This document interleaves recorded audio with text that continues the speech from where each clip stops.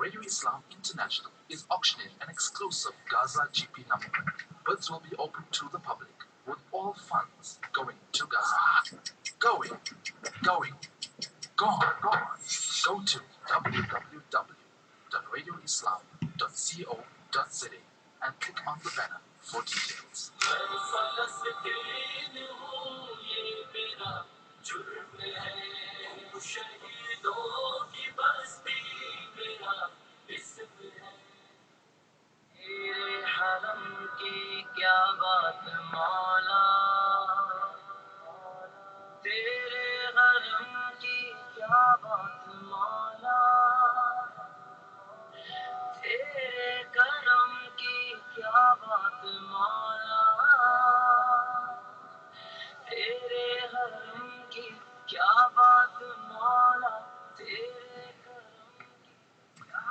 So you are listening to this special Hajj broadcast on Radio Islam International. It's the first day of Hajj, the day of Mina. The personality central to both Hajj as well as Udhiyya and Qurbani is Ibrahim alayhi salatu wasalam. And over the next few days, every day, I want to talk about one lesson that we can learn from the life of Ibrahim alayhi salam. And this applies to all of us Muslims, wherever we may be in the world. You don't have to be on the Hajj journey. You don't have to be doing the Udhiyya and Qurbani. Some people don't have the means. But these lessons still apply. Now today I want to talk about Ibrahim alayhi salatu wasalam's wisdom when he was engaging with those of opposing views. There are two examples I want to cite. Very quickly, the first example is that of Namrud, the tyrant of the time. They say there are four people who ruled from the east to the west. Two of them Muslim, that's Dhul Qarnayn and Sulaiman alayhi salatu wasalam, and the other was Bukhtanasar and Namrud. It's mentioned in some narrations. To what degree it's authentic, Allah knows best. However, Namrud was a tyrant, and he was so delusional that he had this custom that if people came into his audience, they needed to prostrate before him. So people started telling him, hey, there is this young lad, Ibrahim, and he's talking about us giving up the worship of idols and coming on to the worship of one Allah. So Namrud summoned him. And when he came into the court of Namrud, he refused to bow. He refused to prostrate. Namrud said, hey, why do you want to prostrate? It's protocol. He said, I only prostrate to my Creator. I only prostrate to my Creator. So Allah talks about this in Surah Baqarah. أَلَمْ تَرَ إِلَى الَّذِي حَاجَّ إِبْرَاهِيمَ فِي رَبِّهِ أَنْ آتَاهُ اللَّهُ الْمُلْكَ. Because Allah gave him kingdom, he became delusional. So he said, who's your Creator? So Ibrahim a.s. told him, رَبِّيَ الَّذِي يُحْيِي وَيُمِيتُ. My Creator is the one who gives life and death. So Namrud said, أَنَا أُحْيِي وَأُمِيتُ. That I can give life and death, so I'll show you. So he called two prisoners. He killed the one and he let the other one go. He said, see, I gave death to the one, I gave life to the other. Now even, a young kid will tell you that's not giving life and death. That's killing somebody and not killing someone. Yeah, there's a big difference. But here's the wisdom of Ibrahim alayhi salam. Ibrahim alayhi salam did not argue with him on that point further. What did Ibrahim alayhi salatu wasalam tell him? قال فإن الله يأتي بالشمس من المشرق فأت بها من المغرب. My Allah makes the sun rise in the east every morning. You make it rise in the west. If you are the Creator.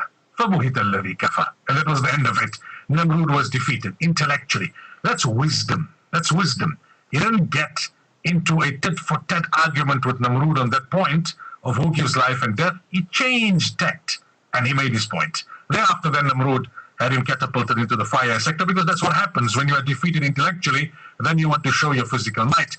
Now let's look at another example of Ibrahim alayhi salatu wasalam interacting and engaging with hikmah and wisdom. Because it's not that it's not that if you are right and the other person is wrong, that you can speak to that person in any way.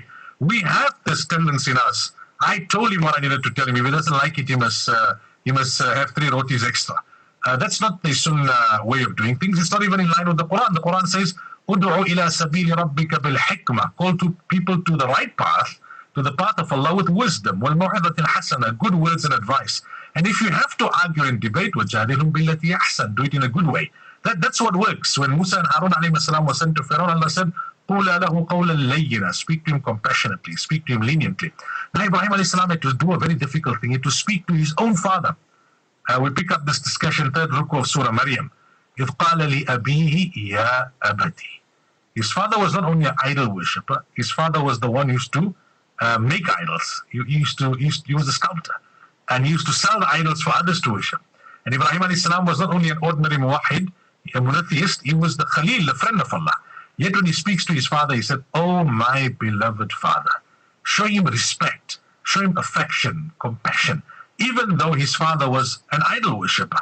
Because they say in English, sometimes affection finds a place in the heart before faith finds acceptance. Sometimes affection finds a place in the heart before faith finds acceptance. And then you see, he didn't speak bad about the idols. He said, "Ya abati lima ta'budu ma la yasma'u wa la yubsiru wa la yughni anka shay'a." Why do you worship that which cannot hear you, which cannot see you, which cannot help you in any way? When he spoke to his people, he said, "These idols, tell me, can they hear you when you call out to them?" So he didn't speak bad. Hey, look at these idols, worthless, good for nothing, because then you just provoke anger and sentiments. He tried to engage with his father constructively, respectfully. Now here's the point. It doesn't mean that if you engage with somebody respectfully, diplomatically, with wisdom, that you will always succeed. No, success then is in the hands of Allah, but you have to do it like that nonetheless. His father didn't listen. أَرَاغِبٌ أَنْتَ عَنْ آلِهَتِي يَا إِبْرَاهِيمُ لَئِن لَمْ تَنْتَهِ لَأَرْجُمَنَّكَ وَاهْجُرْنِي مَلِيًّا. Ibrahim, you don't stop this. Now I'll have you punished. I'll have you crucified. I, as your father, will take you to task. When he realized that now, there isn't much more he could do or say to his father, still, he maintained his decorum. He maintained his respect, his compassion. Salamun alayk. Okay, father, I'm going to bid you farewell now. Astaghfir laka Rabbi. But I will continue to ask Allah to guide you and to forgive you. That's sincerity. When you're engaging with somebody who has an opposing view.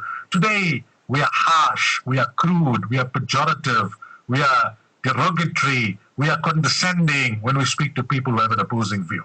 And half the time we're not even right.